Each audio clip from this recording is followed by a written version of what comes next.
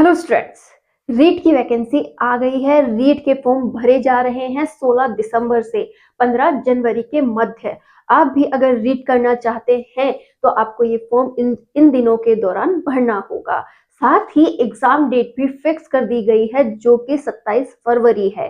तो हमें इस दिन के लिए जितनी भी प्रिपरेशन हम कर सके हमें करनी है।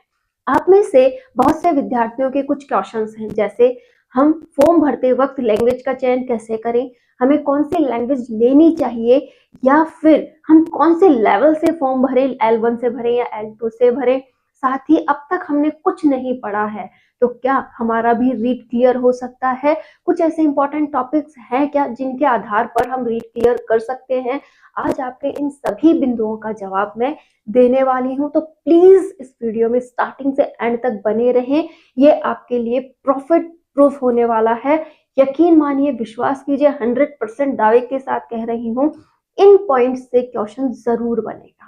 सबसे पहले आपको फॉर्म जल्द से जल्द भर देना है। 16 दिसंबर से फॉर्म स्टार्ट हो रहे हैं, तो आपको ये करना है कि एंड तारीख का इंतजार ना करके जितना जल्दी हो सके फॉर्म भरने हैं।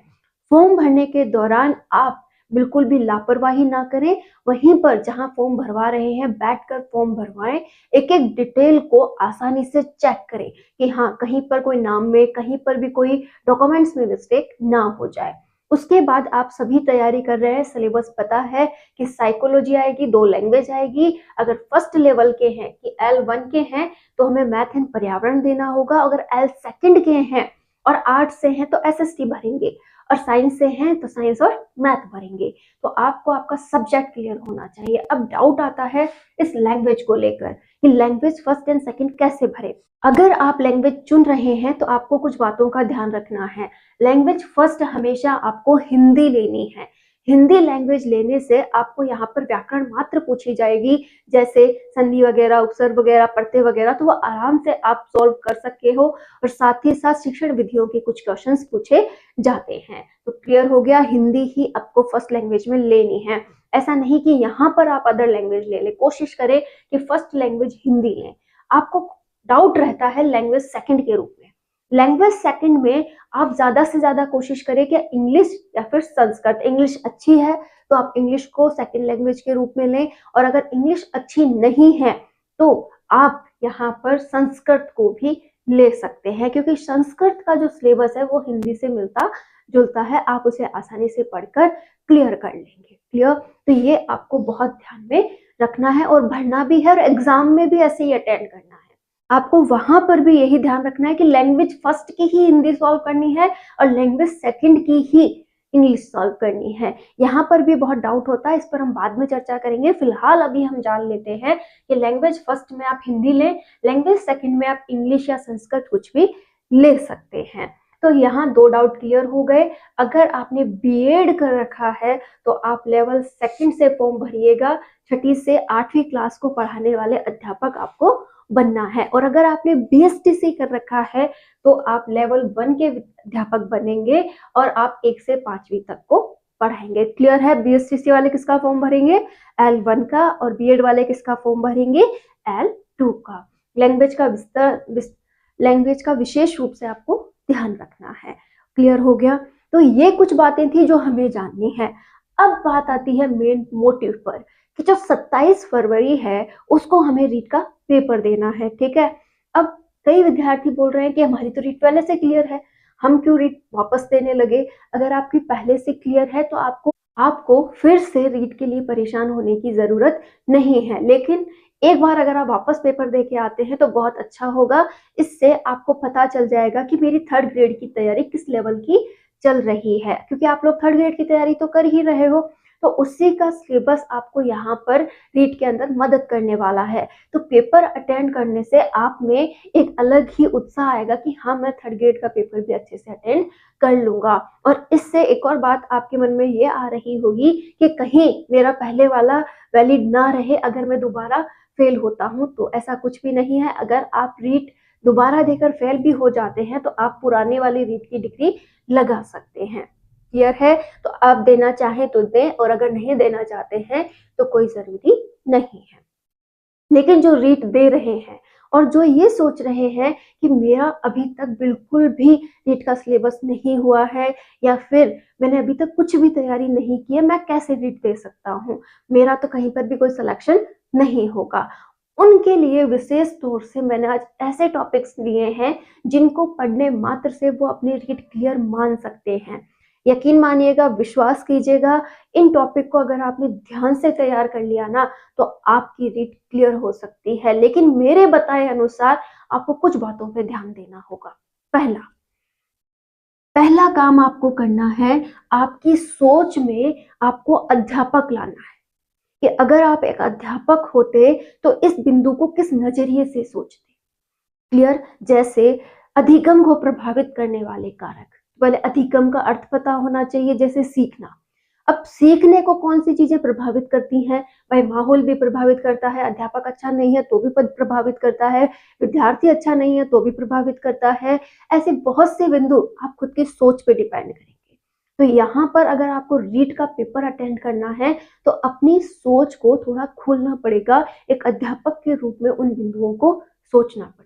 पहला काम याद रहेगा कि हर एक बात को जब भी मैं क्वेश्चन पेपर अटेंड करूंगा कैसे सोचूंगा, एक बहुत बड़े लेवल पे सोचूंगा, विस्तृत रूप से सोचूंगा, चाहे वो क्वेश्चन मुझे नहीं आ रहा हो फिर भी मैं पूरे ध्यान के साथ, पूरे फोकस के साथ क्वेश्चन को पढ़ते हुए उसके चारों बिंदुओं पर फोकस करूंगा और फिर उसका जवाब। यहाँ नेगेटिव मार्किंग नहीं है, 150 क्वेश्चन आपको दिए जाएंगे कि भाई 150 क्वेश्चन अटेंड करने हैं, 150 ही आपको नंबर उसमें आएंगे। ठीक है, तो प्रत्येक क्वेश्चन 1 नंबर का है, विदाउट नेगेटिव मार्किंग है। कुछ आता है तो भी ठीक, कुछ नहीं आता है तो भी ठीक, आपको 150 के 150 क्वेश्चन अटेंड करके आने हैं। पहली पॉजिटिविटी कि मैं यहाँ पर गलत कर सकता हूँ, मेरे नंबर नहीं कटेंगे। मेरी सोच कैसी होनी चाहिए? एक विस्तृत सोच होनी चाहिए, अध्यापक जैसी सोच होनी चाहिए। क्लियर है? अब आपको सिलेबस पता है, L1 वालों का सिलेबस है psychology, language first second, math and पर्यावरण। क्लियर है? वैसे ही लैंग्वेज सेकंड वालों के लिए भी साइकोलॉजी और लैंग्वेज फर्स्ट सेकंड कॉमन है, चेंजेस आएगा नीचे। हम सभी टॉपिक्स से इंपॉर्टेंट बिंदु जानने वाले हैं कि इन्हें पढ़ने मात्र से हमारा रीट क्लियर हो सकता है। सबसे पहले हम डिस्कशन करेंगे साइकोलॉजी को लेकर कि साइकोलॉजी के वो कौन से टॉपिक्स हैं जिनसे हमारा साइकोलॉजी क्लियर हो सकता है, रीट में हमारी मदद कर सकता है। RTE 2009 ऐसा टॉपिक है जिससे हर साल 2 या 3 क्वेश्चंस साइकोलॉजी में पूछे जाते हैं। आप पूरे पेपर में कैलकुलेट कर लेना, इस पर क्वेश्चन आए हुए हैं, इस पर मैं 100% दावे के साथ कहती हूँ इस बार भी क्वेश्चन पूछे जाएंगे। लेकिन याद रखिएगा, अगर आप पहले से तैयारी कर रहे हैं तो अपनी तैयारी पर आपको बहुत अच्छा ध्यान देना है। उसके बाद आपको इन इम्पोर्टेंट टॉपिक्स को और थोड़ा ध्यान से पढ़ना है, और जिनकी बिल्कुल भी तैयारी नहीं हुई है उन्हें पूरे ध्यान से इन टॉपिक को पढ़ना है ताकि वो बहुत अच्छे से क्वेश्चन पेपर अटेंड कर सके। अब देखिए, RTE 2009 आपको बहुत अच्छा आना चाहिए। इसके बाद NCF 2005, ये लास्ट की 5th यूनिट है जहां पर आपको ये दोनों टॉपिक मिलेंगे। NCF 2005 आपको आना चाहिए बहुत शानदार तरीके से। इसके बाद है विकार। विकार से हमारा अर्थ है जो अधिगम संबंधी जो भी विकार है वो आपको यहाँ पर पढ़ने होंगे। आपको बहुत सारे विकारों के नाम यहाँ पर दिए गए हैं, उनसे किस प्रकार का प्रभाव पड़ता है वो बताना है, किस प्रकार से उनका इलाज है वो बताना है। तो ये विकार संबंधी क्वेश्चन हर बार पूछे जाते हैं, तो आपको ये पढ़ना है। बुद्धि पर 100% क्वेश्चन आएगा, इसकी गारंटी है कि बुद्धि चाहे संवेगात्मक बुद्धि से आओ, बुद्धि के प्रकार से आओ, बुद्धि के प्रभावित करने वाले कारकों से आओ, कैसा भी आओ, बुद्धि से क्वेश्चन आता है। ये चार क्वेश्चन के प्रकार मैंने बता दिए हैं। RTE से हर बार 2 या 3 क्वेश्चन आते हैं, NCF से क्वेश्चन आते हैं, विकार से आते हैं, बुद्धि से आते हैं। ये 4 टॉपिक आपको बहुत शानदार तैयार करने होंगे साइकोलॉजी के लिए। इधर है मूल्यांकन। आप ये मान सकते हैं कि एक बार अगर मूल्यांकन को आपको अच्छे से तैयार हो जाता है तो आप जितने भी सब्जेक्ट्स की शिक्षण विधियां पढ़ोगे वहां पर भी मूल्यांकन आपकी मदद करेगा। मूल्यांकन से भी क्वेश्चन पूछा जाता है। जीन पियाजे जीन प्याजे से भी क्वेश्चन पूछा जाता है। जीन प्याजे से हर बार एक क्वेश्चन पक्का आता है। स्कीमा पर भी कई बार क्वेश्चन पूछा गया है।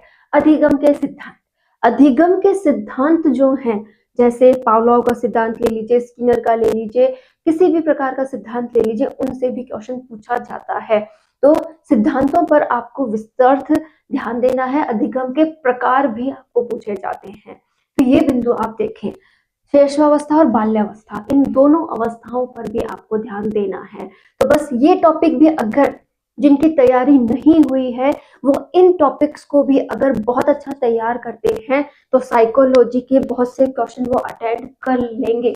और जिनकी तैयारी बहुत अच्छी चल रही है, उनसे भी मैं ये कहना चाहूंगी कि इन टॉपिक को आप पूरे और ध्यान से देखें, आपकी बहुत मदद होगी।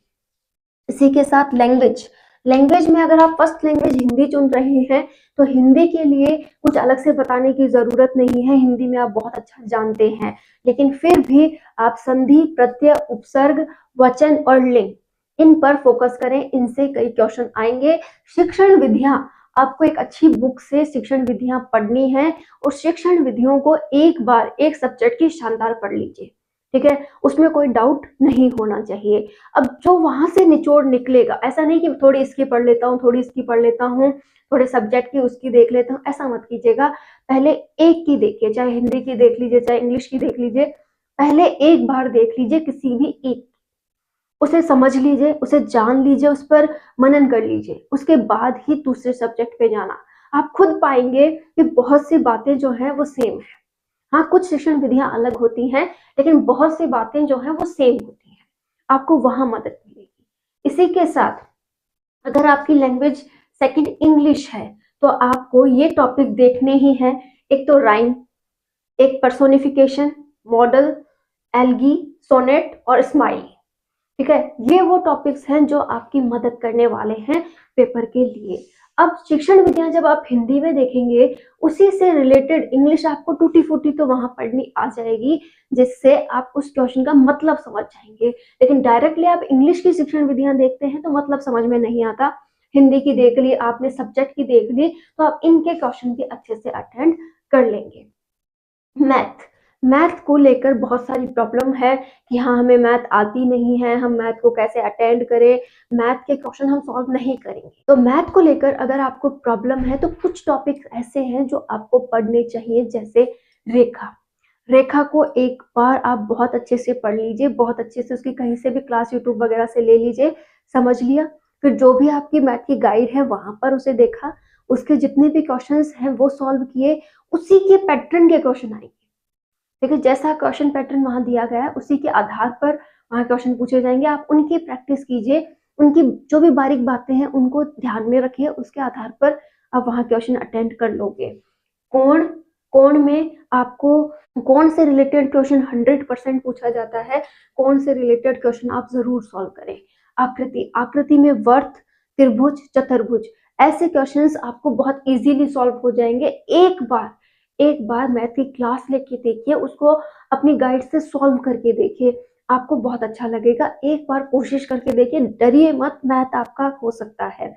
इसी के साथ आयत चित्र, आपको आयत के रूप में, जैसे कि आपको इस तरीके के आयतों के रूप में, इस तरीके से आयत के रूप में ग्राफ दिया गया होगा, उसको सॉल्व करवा के कुछ क्वेश्चन सॉल्व होते हैं, वो वैसा भी क्वेश्चन पूछा जाता है। इससे भी आपके इजीली क्वेश्चन अटेंड होते हैं। कई बार आपको वर्थ का चित्र दिया जाता है, इसमें इसकी कितनी परसेंटेज है, इस तरीके के क्वेश्चन पूछे जाते हैं, ये भी आप सॉल्व कर सकते हैं। तो मैथ में अगर आप कुछ बिंदुओं पर ध्यान दे लेते हैं तो मैथ भी अटेंड हो जाएगा। पर्यावरण अध्ययन के लिए इतना है कि आप 6 से लेकर 8 तक की जो भी बुक्स हैं, जो भी आपके पास है, एनसीईआरटी है, आरबीएससी है, उसको एक रीडिंग दे दीजिए। जो भी मोस्ट इंपॉर्टेंट बिंदु लग रहा है उसे आप एक बार 2-3 बार रिवाइज करके देख लीजिए, आपको अच्छा लगेगा, मतलब समझ में आने लगेगा। ये आपकी बहुत मदद करेगा। और 9th से लेकर 10th तक की जो है बुक्स, उसमें से आपको मात्र वो टॉपिक्स पढ़ने हैं जो आपके सिलेबस में हैं। ये आपकी यहाँ पर बहुत अच्छी हेल्प करने वाला है। 75 डेज का हमारा टारगेट है। इसमें अगर हमने ये बिंदु बहुत अच्छी प्रैक्टिस के साथ पढ़ लिए तो हम रीड को क्लियर कर सकते हैं, 100% कर सकते हैं।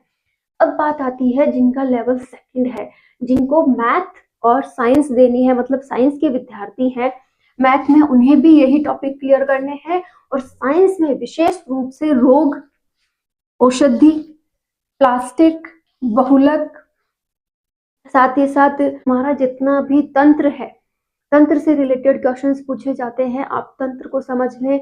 और इसी के साथ रोग बहुत अच्छे से आने चाहिए, रोग से जुड़े हुए जितने भी प्रकार हैं वो आपको पता हो। अब बात ये आती है कि जो एसएसटी वाले हैं वो क्या करें। एसएसटी वालों के लिए भी सेम बात है, 6 से लेकर 8वीं तक की बुक तैयार होनी चाहिए, 9th से लेकर 10th तक की बुक भी उन्हें मात्र अपने टॉपिक्स को क्लियर करते हुए क्लियर करनी है, कि जो भी सिलेबस का टॉपिक है वो उसमें हो तो मैं उसे पढ़ लूंगा कंप्लीटली।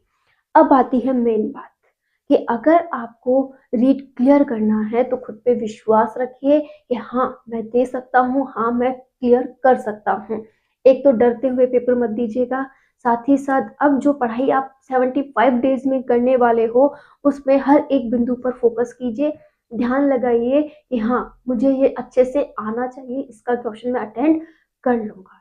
यकीन मानिए मैंने खुद ने रीट को बहुत कम समय में तैयार किया था और बहुत अच्छे नंबर से भी पास किया था, 3rd ग्रेड भी मैंने क्लियर की है। मैं अपने मैं अपने अनुभव के साथ आपको ये बात बता रही हूँ, इसमें कहीं कोई डाउट नहीं है। आप कहीं से भी चेक कर लीजिए, आपको ये क्वेश्चंस मिलेंगे जिस पर बहुत बार क्वेश्चन पूछे गए हैं।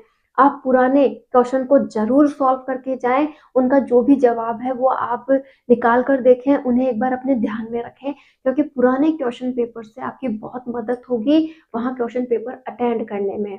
तो अब आपको प्रैक्टिस भी करनी है, तो किसकी करनी है, पुराने क्वेश्चन पेपर आपको क्लियरली सॉल्व करके ही जाने हैं। पुराने क्वेश्चन पेपर आपको मार्केट में अवेलेबल हो जाएंगे, कोई भी पब्लिकेशन आप ला सकते हैं, बहुत सारे पब्लिकेशंस पुराने पेपर निकाल रहे हैं, बिना डरे मार्केट, बिना सोचे आप मार्केट से ला सकते हैं और इजीली उन्हें सॉल्व करके भी देख सकते हैं। और जिनका सिलेबस कंप्लीट हो गया है वो अब पुराने पेपर्स, मॉडल पेपर्स वगैरह लाकर सॉल्व करने लग जाएं, जो भी डाउटेबल टॉपिक्स हैं उन पर अपना टाइम दें और जो टॉपिक्स मैंने बताए हैं प्लीज इन्हें एक बार अच्छे से पढ़ लें। और अगर आपको लगता है कि ये टॉपिक हमें, मैं इसमें भी आपकी मदद करने वाली हूँ, ये जितने भी टॉपिक्स इंपॉर्टेंट होंगे उन सभी की मैराथन क्लासेस मैं आपको प्रोवाइड करवाऊंगी। अगर आपको लगता है कि हमें मैराथन क्लासेस चाहिए इम्पोर्टेंट टॉपिक्स की, तो आप प्लीज कमेंट कर दीजिएगा, मैं आपको यहाँ पर इम्पोर्टेंट टॉपिक्स की मैराथन क्लासेस भी प्रोवाइड करवा दूंगी। All the best.